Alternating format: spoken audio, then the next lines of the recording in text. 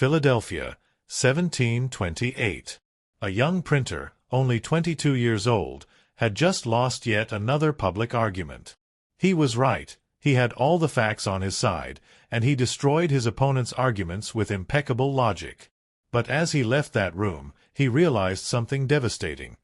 He had won the debate, but created a permanent enemy. That night, Benjamin Franklin made a promise that would change not only his life but the history of an entire nation. He would never again win an argument in the traditional way.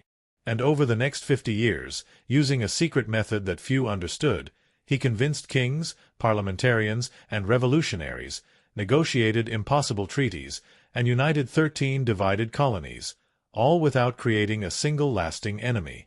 Today, you will discover exactly how he did it. Franklin discovered something that most people take a lifetime to understand, if they ever do. Winning an argument is losing the war of influence. Think about the last argument you won. You proved your point, dismantled the other person's logic, and showed you were right. How did the other person react? Did they gracefully admit you were right and change their opinion immediately? Or did they become resentful, look for ways to contradict you later, and hold a grudge? The human brain does not function on pure logic. When you humiliate someone in a debate, even politely, you activate that person's ego defense system. And a wounded ego never forgets. They might even agree publicly to end the embarrassment, but internally, they are building walls against you. Franklin realized this at 22, but most people never do. They keep winning arguments and losing allies, collecting reasons and accumulating enemies, proving they are right while their careers, relationships, and influence wither away. In 1731, Franklin created the Junto Club, a weekly discussion group with Philadelphia artisans and merchants. The rules were revolutionary. No one could state anything with absolute certainty. Every opinion had to begin with phrases like, "It seems to me," or "I imagine that," or "I am not sure, but." The other members thought it was ridiculous at first.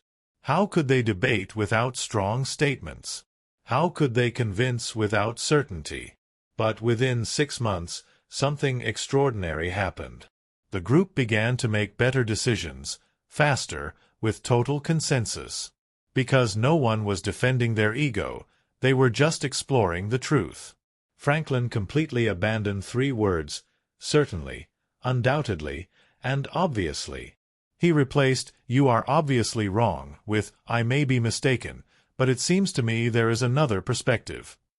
He swapped, "That certainly won't work," for, "I have some doubts about this approach. Can we explore it?" The psychological effect is powerful.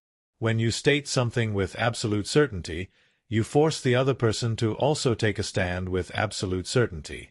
The debate becomes a tug-of-war of egos. But when you express genuine uncertainty, you create psychological space for the other person to doubt their own certainties without losing their dignity. The practical technique you can use today is simple. Before any disagreement, add one of these phrases, "I might be wrong, but perhaps I'm not seeing the whole picture, however, I'm not absolutely sure, but it seems that." It sounds weak, but it is exactly the opposite. Strength is trying to prove you are infallible. Power is admitting fallibility and still being heard. Franklin became one of the most respected diplomats in the world using these phrases. European kings listened to him precisely because he never claimed to know everything. But there is something even deeper in this approach. Franklin wasn't just using a communication technique. He genuinely believed he could be wrong. And this intellectual humility opened doors that certain arrogance locks forever. Test this today. In your next discussion, instead of saying, "No, you are wrong because," say, "Interesting point. I see it a bit differently, but I might be missing something." Watch how the emotional temperature of the conversation changes instantly. The Constitutional Convention. Delegates were divided over state representation. Heated discussions. Threats of dissolution. The American Union hung by a thread. Franklin, now 81 and the oldest man in the room, did not give inflammatory speeches. He didn't present grand plans. He asked questions. Gentlemen, may I ask something? What exactly are we trying to protect with this system of representation? Silence. Are we protecting the small states from the tyranny of the large ones, or are we protecting the nation from paralysis? More silence. And what if we could do both? 3 simple questions disarmed weeks of fruitless debate. Why? Because questions do not activate ego defenses. Statements do. When you say, your plan is wrong, the other person's brain goes into combat mode. When you ask, how would your plan work in this specific scenario? The brain goes into analysis mode. Franklin learned this from Socrates but perfected the technique. He didn't ask questions to humiliate, as Socrates sometimes did. He asked genuine, curious, and constructive questions. The method works in 3 layers. First layer, clarification questions. Could you explain that point further? I want to make sure I understood. This shows respect and gives you more information. Second layer, exploration questions. How do you think this would work if we applied it on a larger scale? This makes the person think more deeply about their own position, often finding the flaws themselves. Third layer, alternative questions. Have you considered trying it this other way? This presents your solution as a possibility, not a correction. The beauty of this method is that you guide the person to your conclusion without ever forcing them to admit they were wrong. They get there on their own through their own reflections. And when someone reaches a conclusion on their own, they defend that conclusion as if it were their original idea. Franklin used this to convince France to support the American Revolution. He didn't say, you need to help us. He asked, how would France benefit from an independent America that owes no loyalty to England? He let the French reach the conclusion themselves. Franklin proposed the Albany Plan to unite the colonies. It was rejected by both the colonies and the British Crown. Total public humiliation. Most people, when their ideas are rejected, do 2 things. They defend the original idea more vigorously, or they become resentful and abandon the project. Franklin did something completely different. He publicly agreed with the criticisms. You are right. My plan had significant flaws that I had not considered. Then, silently, he began working on modified versions, incorporating the objections. 20 years later, elements of that failed plan were in the American Constitution. Strategic concession is not weakness.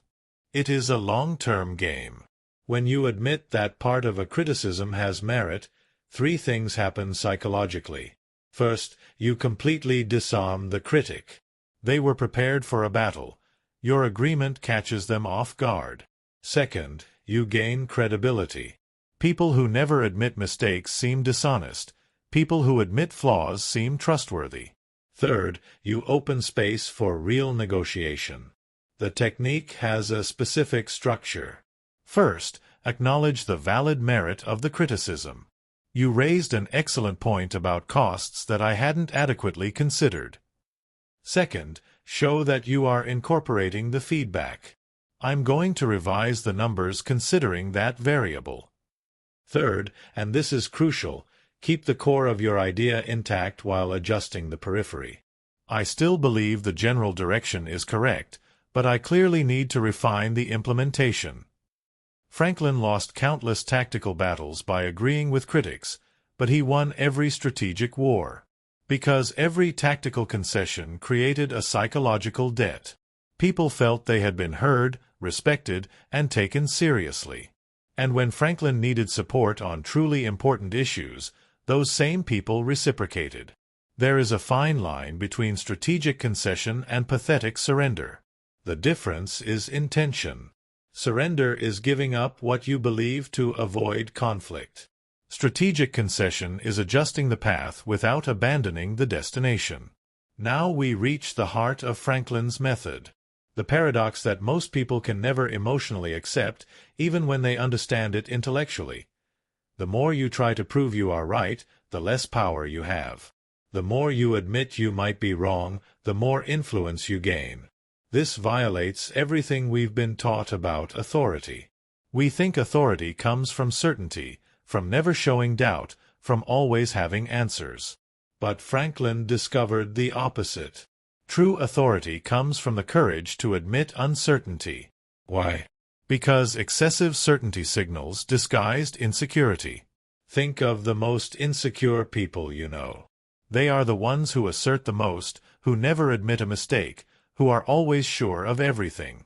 Their brain is compensating for internal insecurity with performative external certainty. Now think of the most secure, most respected people you know. They say, "I don't know," with ease. They admit mistakes without drama. They change their minds when presented with new evidence. This intellectual flexibility comes from real internal security. Franklin had a personal rule. Whenever someone contradicted him with new information, he thanked them publicly. "Thank you for correcting me. I was operating with outdated information." This did two things. It completely disarmed the opponent and turned them into a teacher, not an enemy. The practical implementation of this mindset requires a deep shift. You need to genuinely value the truth more than you value being right. You need to want to find the best solution more than you want your solution to be the one chosen. You need to separate your personal worth from your opinions. This is hard. Our egos are intertwined with our positions. When someone disagrees with our idea, we feel it as a personal attack. But Franklin trained his brain to see disagreement as valuable information, not as a threat. Thomas Paine published Common Sense, an incendiary pamphlet calling for immediate independence. Many moderate delegates were horrified by the radical tone. Franklin could have defended Paine by saying, "He is absolutely right and you are being cowards." Instead, he reframed it. Thomas expresses with passion what many of us feel with caution. Perhaps we can use this emotional energy to our advantage. Generous reframing is translating the opponent's position in the most charitable way possible, even when they have expressed it poorly. Especially when they have expressed it poorly. Why do this? Because when you reframe someone's position more intelligently than they formulated it themselves, you create an unexpected alliance. The person feels understood, not attacked. And people who feel understood become open to being influenced. The technique works like this. Someone makes a confusing or poorly formulated argument. Instead of attacking the obvious flaws, you say, "If I understand correctly, you're saying that." And then you present the strongest version of that argument. It seems counterintuitive. Why strengthen the opponent's argument? Because you're not in a debating competition. You're in a collaboration to find the truth. When you help the opponent better formulate their position, you raise the level of the entire conversation. Franklin did this constantly. Someone would present a confusing idea with 3 jumbled points. Franklin would say, "Let me see if I understand. You are primarily concerned with X, and you see Y as a potential solution, but you have doubts about Z. Correct?" The person would agree, surprised that Franklin understood better than they did themselves. Then Franklin could say, "Excellent analysis. Now, considering those 3 points, how about we explore a 4th option?" And the person remained open because Franklin had validated their reasoning before expanding. Generous reframing has another powerful effect. When you interpret others' words in the most charitable way possible, you create a culture of good faith in the conversation. People stop being defensive because they know you aren't looking for loopholes to attack. London, 1774. Franklin was summoned to the Privy Council to be interrogated about leaked letters. For an hour, he was ridiculed, insulted, and publicly humiliated by Alexander Wedderburn, the Solicitor General. Franklin stood motionless, expressionless, and completely silent. He did not defend himself. He did not retaliate. He did not explain himself. He just absorbed every insult with the calm of a stone. The effect was devastating for his accusers. The crowd, who had come to see Franklin destroyed, began to sympathize with him. Wedderburn, losing control in the face of the unshakable silence, became increasingly hysterical. In the end, Franklin left that room with more respect than when he entered. Silence is the most underrated weapon in any argument.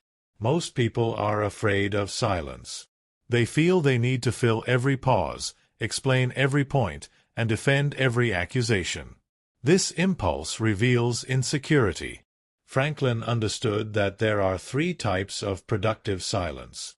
First, the silence of absorption. When someone makes an accusation or criticism, instead of reacting immediately, you simply absorb, process, and consider. This silence communicates that you are taking the criticism seriously, not just waiting for your turn to speak. Second, the silence of dignity. When someone attacks you personally, descending to a level that does not deserve a response, silence is more eloquent than any defense. You don't ignore out of contempt, but because you are operating at a different standard of conversation. Third, the silence of invitation. After asking a question or presenting a point, you create silent space for the other to respond without pressure. This silence shows that you genuinely want to listen, not just engage in a monologue disguised as a dialogue. The practical technique requires training because it goes against all our instincts. When attacked, we want to defend ourselves immediately. When there is a pause in conversation, we want to fill it. But practice this. In your next discussion, when an accusation is thrown at you, count to 5 mentally before responding. Let the silence do its work. What happens in that silence? The person who attacked you begins to hear their own words echoing in the void. Without your defensive reaction to validate the attack, they begin to doubt their own aggressiveness. Silence forces self-reflection. Franklin did not use these techniques in isolation. He integrated them into a coherent system of influence without confrontation. Let's see how it works in practice. Imagine you're in a meeting. Your boss proposes a strategy that you know will fail. How would Franklin respond? First, strategic uncertainty. Interesting approach. I might be missing something, but I have a few doubts. Second, the Socratic method. How do you imagine this would work if the market reacts differently? Have you considered scenario X? Third, generous reframing. If I understand correctly, you are prioritizing speed of implementation over extensive testing, right? I see the logic in that. Fourth, strategic concession. You're right that we need to act fast. My concern is only with risk Y. Can we mitigate that without compromising speed? Fifth, productive silence. After presenting your concern, you stop talking and let the boss process it, instead of continuing to argue. See the difference between that and this strategy won't work because X, Y, and Z?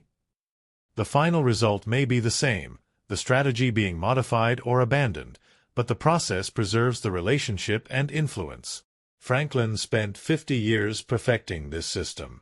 He unified 13 colonies that hated each other. He convinced France to finance a war that wasn't theirs. He negotiated peace with England without creating lasting resentment. All of this without winning a single argument in the traditional way. His legacy is not in the debates he won, but in the alliances he built. It's not in the times he proved he was right, but in the times he allowed others to discover the truth on their own. It's not in his brilliant intelligence, but in his strategic humility. Now you know the system. But knowing is not the same as practicing. The real test comes in the next discussion you have. Will you use these techniques or fall back into the old habit of trying to win the argument and losing the ally? The choice is yours. But remember, Franklin lived 84 years and died surrounded by friends, admirers, and a nation he helped create. His opponents? Most died forgotten, alone, and embittered by battles they won, but that cost them everything that mattered. Argue like Franklin. Win without making enemies. Influence without forcing. and build a legacy that survives centuries.